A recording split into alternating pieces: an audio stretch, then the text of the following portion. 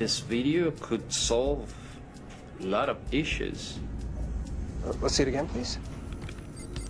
But the crash was outside the range of the cameras. Can we look at this from a different angle? Even without the crash on tape, the video could hold important clues. Do you have tape of other A320s landing? Okay, go ahead and play it now. We compared these time frames from one aircraft to another.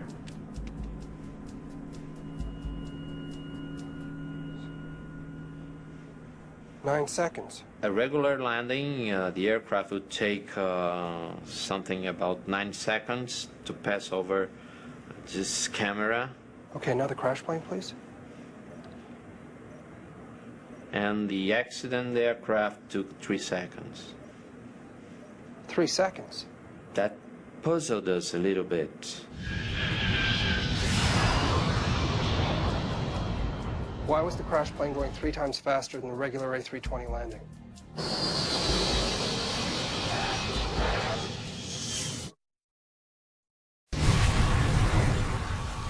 Four hours after the accident, firefighters are still battling the intense blaze.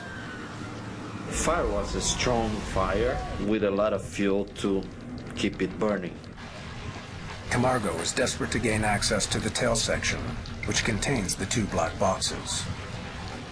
They concentrated the fight in the rear of the aircraft. Finally, firefighters beat back the flames enough to get at the recorders.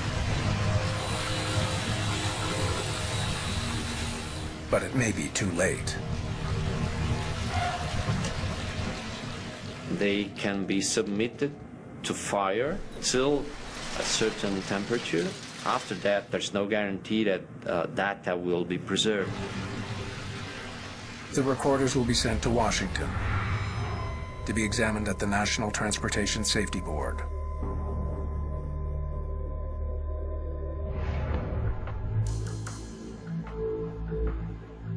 Now, investigators can focus on the infamous runway 35L. They examine the surface for clues that might explain why Flight 3054 went so badly out of control. We walked through the runway, searching for evidence, marks of the aircraft, the point where it veered off the runway.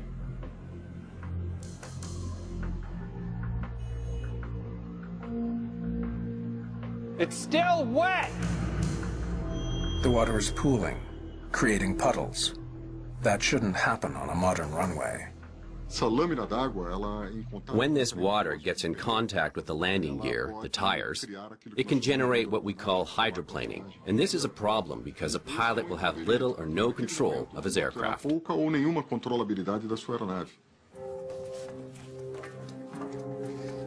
Camargo and his team wonder why water is pooling on the runway. They study files from the government agency that runs Congonhas Airport. They learn that runway 35L had been completely resurfaced just 1 month before the accident. In 2007, the runway at Congonhas underwent repairs. It had been offering a very low level of traction. There were many reports of skids. They knew that the pavement need to be reconstructed because the surface allowed the water to accumulate. 35L, 35L. The runway had been resurfaced. That should have solved the water problem. It reopened just weeks before the crash.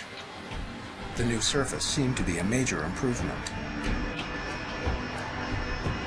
The airport operated for about a month in dry weather with no problems. But then, 3 days before the crash, heavy rains began. And with the rain, other problems that were supposed to be solved came back. On the night of the accident, the biggest problem was still the water. Aircraft were still reporting difficulties braking. Runway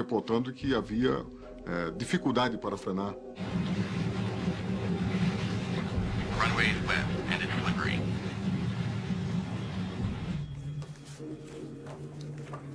In theory, there was no more depressions on the runway to accumulate water. So what could cause water to accumulate?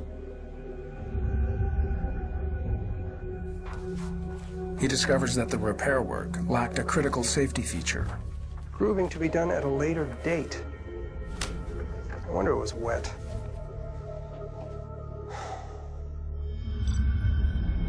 Special grooves that carry away rainwater. Without them, rain would collect in puddles. The repairs still lack the necessary upgrade. It was very difficult to interrupt the operation of the main runway in order to install the grooves.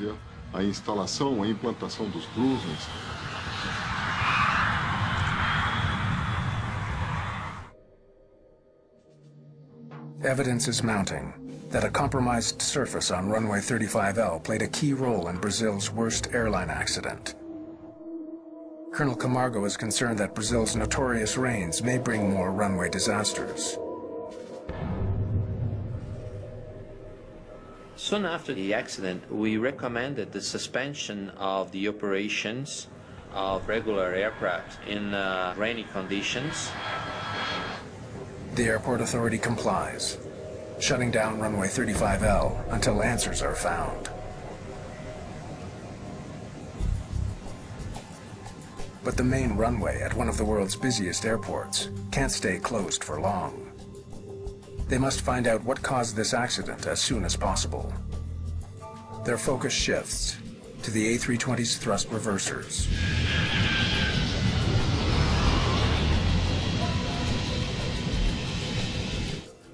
The plane's maintenance records reveal why only one of them was working. 4 days before the crash, mechanics deactivated the right engine's thrust reverser for routine maintenance. But the aircraft had then flown without incident for 4 days. Action required. Not only had the plane landed repeatedly with one thrust reverser,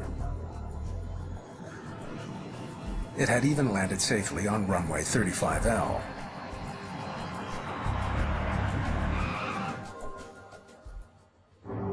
This plane landed on the same runway. On the same runway that day with the same problems, had only one thrust reverser. Just one thrust reverser. No issues whatsoever. So why had this landing gone so wrong?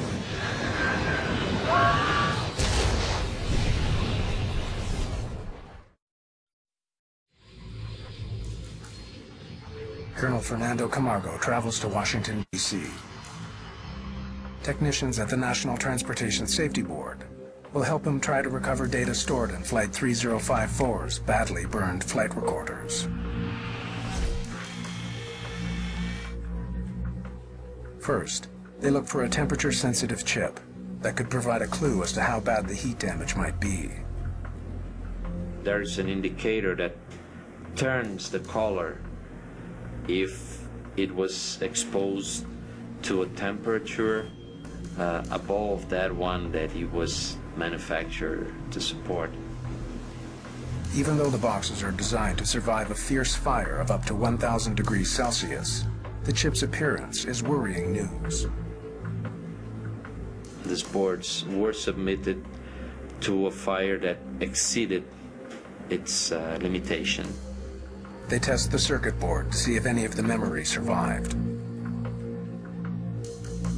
Without the data, the investigation into Flight 3054 would be effectively crippled. Colonel Camargo may never know why 199 people died at Brazil's busiest airport. But the circuit board test provides some hope. Okay, we got something. Fortunately, everything works okay. We could recover 100% of the data. Here we go. The information paints a picture of the plane's performance The speed is fine. in the critical seconds before the crash. It came down fine.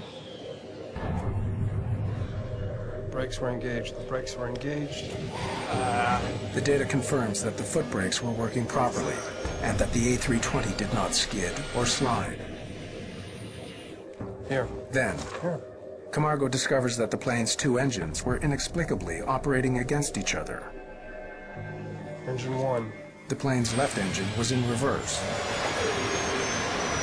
to help slow the aircraft down.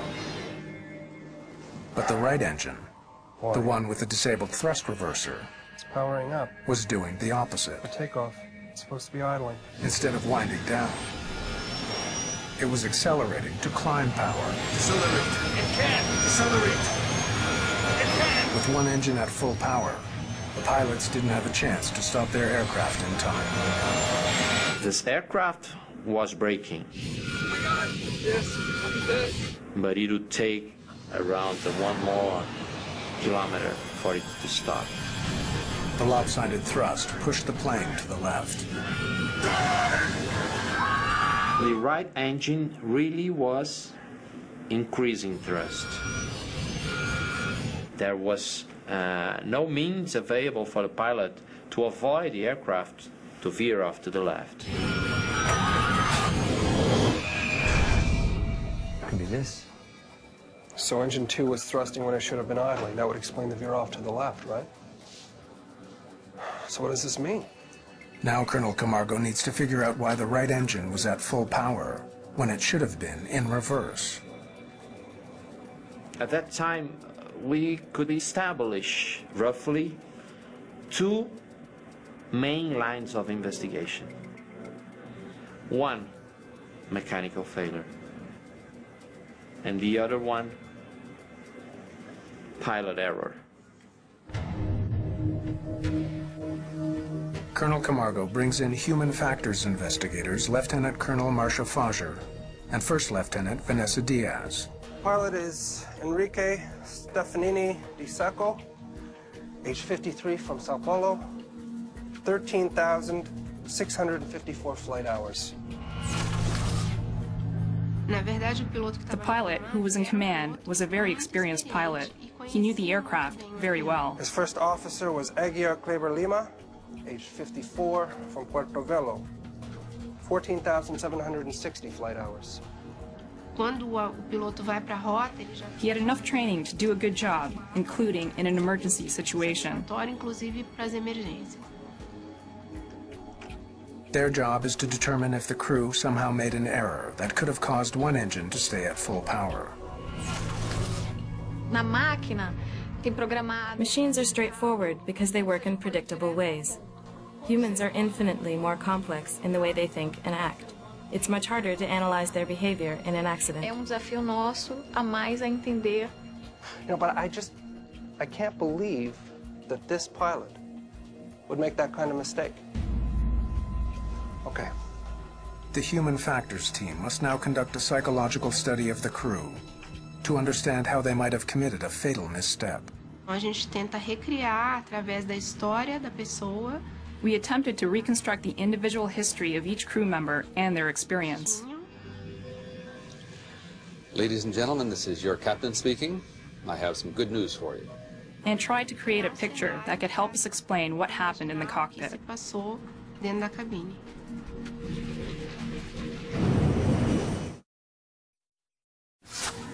Colonel Camargo still believes mechanical failure is a more likely cause in the crash of Flight 3054. He now turns his attention to the complicated mechanics that link the thrust levers to the engines. He must determine if a failure there led to the mysterious power surge. We began studying this thrust system, each and every component of the system, from the lever to the engine. We've been through it. We know it's not the FADEC. The engines themselves check out. That leaves only one component that could have caused the problem: the mechanism that links the throttles to the engines, a device called an artificial fuel unit, or AFU. Investigators wonder if that device failed, leaving the engines at full power, even though the pilot set the